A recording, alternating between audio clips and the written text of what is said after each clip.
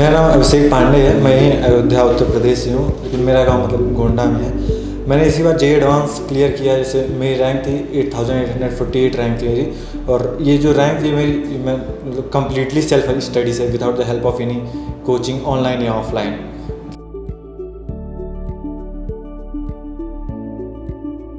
मतलब फोकस्ड जे एडवांस के लिए जो फोकस स्टडी है, ये मैंने स्टार्ट करी थी 12th में दिवाली के बाद। दिवाली के बाद मैंने स्टार्ट की थी जे एडवांस की प्रिपरेशन। और मतलब उसके बाद मैंने मतलब मैथ्स का प्रीवियस ईयर लगाया था, केमिस्ट्री का प्रीवियस ईयर लगाया था, और फिज़िक्स की एससी वर्मा जो है वो मैंने मतलब 11th से ही सॉल्व करी थी। वो मैंने मतलब सिर्फ जे एडवांस के लिए नहीं सॉल्व की थी, वो मैंने फिज़िक्स पढ़ने के लिए मतलब मन कर रहा था, इसलिए मैंने सॉल्व किया था। केमिस्ट्री जो इनऑर्गेनिक केमिस्ट्री है वो तो मतलब मैंने एनसीईआरटी से ही पढ़ी थी। और जो फिज़िकल केमिस्ट्री है वो मैंने मतलब जो थ्योरी है वो मैंने एनसीईआरटी से पढ़ी थी। और क्वेश्चंस के लिए मतलब मेनली मैंने प्रीवियस ईयर ही सॉल्व किया था क्वेश्चंस के लिए, एनसीईआरटी फिज़िकल केमिस्ट्री। और जो ऑर्गेनिक केमिस्ट्री है वो मैंने एनसीईआरटी तो करी थी, लेकिन मतलब ऑर्गेनिक केमिस्ट्री ऐसी रहती है कि उसको अलग अलग सोर्सेज से पढ़ना पड़ता है। तो उसके लिए मैंने यूट्यूब की थोड़ी सी हेल्प ली थी। मतलब उसमें यूट्यूब से पे कुछ चैनल है, उस पर अच्छी वीडियोज़ अवेलेबल हैं। सुबह 8 बजे पढ़ने बैठे, 12-1 हो गया। उसके बाद में फिर थोड़ा घूमने चले गए। घूमने होने के बाद फिर शाम को 7 बजे से लेके 10-11 बजे तक। रात में 10-11 जैसे रात में मेरा एक स्ट्रेटजी थी। जैसे रात में सोने के पहले मैं क्या करता था, इनऑर्गेनिक केमिस्ट्री जो था वो पढ़ लेता था। तो उसमें क्या होता है, जैसे पढ़ने के बाद फिर जब जस्ट सो जाओ तो जो मतलब वो चीज़ें याद हो जाती हैं दिमाग में, अगर सोने के पहले जस्ट कुछ चीज़ करो। मतलब ऐसा मेरे साथ है, सबका पता नहीं। तो इसलिए उसके जस्ट पहले मैं इनऑर्गेनिक पढ़ता था 11-11:30 बजे। उसके बाद में मैं सो जाता था। हाँ, थ्योरी एनसीईआरटी, क्योंकि मतलब जे एडवांस में ऐसा होता है कि मतलब वो लोग क्वेश्चंस तगड़ा देते हैं, लेकिन फिजिकल केमिस्ट्री की जो थ्योरी है वो बेसिक थ्योरी ही रहती है एनसीईआरटी वाली।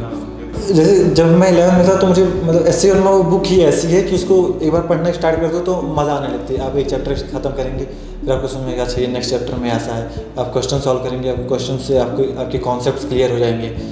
तो मतलब 11th में मतलब मैं बता रहा हूँ ना, मैंने मेनली सिर्फ और सिर्फ एससी वर्मा पढ़ी थी फिज़िक्स के लिए। और ऐसे कुछ था नहीं, मतलब ये तो पक्का था कि कुछ ना कुछ करना है।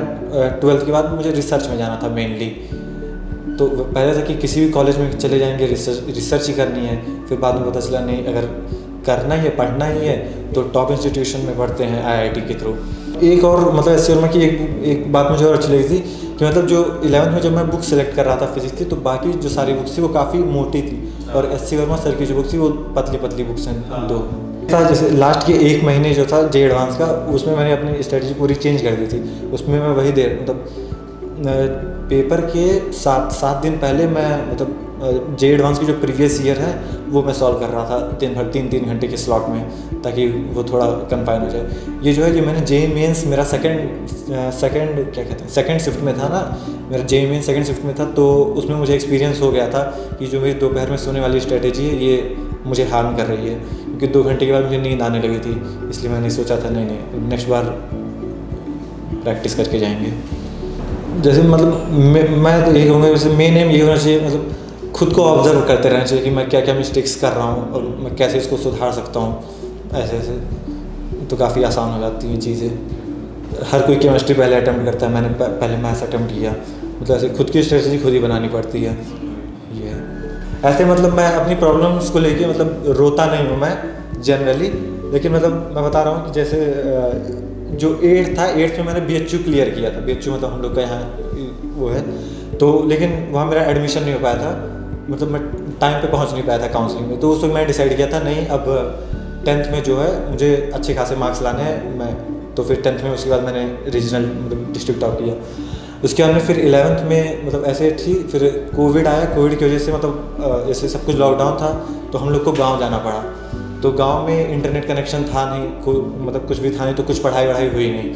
तो यही बता रहा हूँ, 3-4 मैंने दिवाली से प्रिपरेशन इसीलिए स्टार्ट की थी, क्योंकि 6-7 महीना मैं गांव में था, मतलब full disconnected from the world. बाहर की दुनिया से कोई कनेक्शन नहीं है वहाँ। मतलब किसी भी न जियो एयरटेल मतलब इन सबका नेटवर्क नहीं रहता है, तो वहाँ पे था। फिर उसके आने के बाद मतलब मुझे ऐसा लगा कि मतलब मैं डिप्रेशन में चला गया हूँ, क्योंकि मतलब अब 6 महीने क्या ही होते हैं जे एडवांस के लिए, मतलब अगर वैसे सोचा जाए, लॉजिकली सोचा जाए तो। लेकिन फिर मतलब मैंने सोचा नहीं, मतलब अब 6 महीने हैं, अब ऐसे वेस्ट तो कर ही नहीं सकते, चलो प्रिपरेशन कर ही लेते हैं।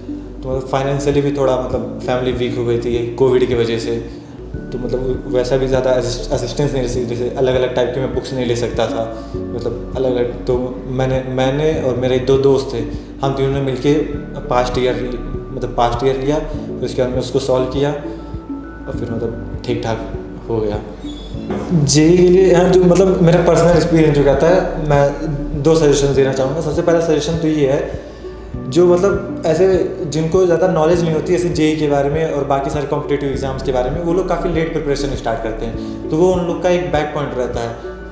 तो मैं ये सजेशन देना चाहूँगा कि जितनी जल्दी से जल्दी हो सके उतनी जल्दी प्रिपरेशन स्टार्ट कर लो 11th में। और जो 9th-10th के बच्चे हैं, मैं उनसे ये कहना चाहता हूँ कि इतनी जल्दी भी नहीं स्टार्ट किया था। 9th-10th में आप NTSC की प्रिपरेशन करो और जो अलग अलग कॉम्पिटिटिव एग्जाम है 9th-10th के लिए उसकी प्रिपरेशन करो, लेकिन आप मतलब एकदम फुल जेईई एडवांस, जैसे एक बच्चा था वो मुझसे पूछा था कि भैया बताइए जेईई एडवांस के लिए कौन कौन सी बुक पढ़े, और वो 9th में था।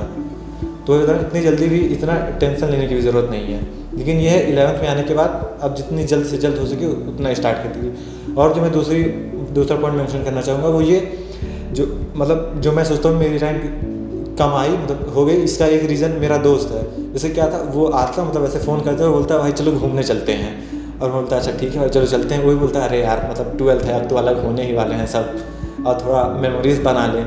तो मतलब वो मेमोरीज़ बनाने में चला गया था थोड़ा दिन में। तो मैं बता रहा हूँ मेमोरीज़ बाद में बना लेना, जेईई एडवांस का पेपर देने के बाद काफ़ी टाइम रहता है, 1 महीने की काउंसलिंग चलती है, तो जेईई एडवांस की पहले मेमोरीज ना बनाओ, तो उसमें प्रिपरेशन कर लें ठीक ठाक। सबसे पहला मोटिव तो मेरा ये था, मतलब जेईई क्लियर करने का मोटिव ये था कि मुझे टॉप इंस्टीट्यूट में पढ़ना था। सबसे पहला मोटिव यही था, मुझे किसी टॉप इंस्टीट्यूट में पढ़ना था। और जो सेकंड मोटिव मेरा था, क्योंकि मैं सेल्फ स्टडी से था, तो मतलब मैं ये सोचता था मतलब जेईई एडवांस के जस्ट पहले कि मैं सोचता था कि मैं क्लियर करके अपने जो मेरे अगल बगल बच्चे थे, मैं एक एग्जांपल सेट करना चाहता था कि नहीं तुम लोग भी जेईई मतलब ऐसे क्लियर कर सकते हो, मतलब ऐसा कोई बहुत वो नहीं है, तुम लोग अगर सेल्फ स्टडी से क्लियर करना चाहो तो भी सेल्फ स्टडी से क्लियर कर सकते हो, क्योंकि मैंने किया है तो तुम लोग भी कर सकते हो। मुझ में ऐसा कुछ स्पेशल नहीं है कि जो तुम लोग में नहीं है। तो ये मेरे 2 मेन मोटिव थे।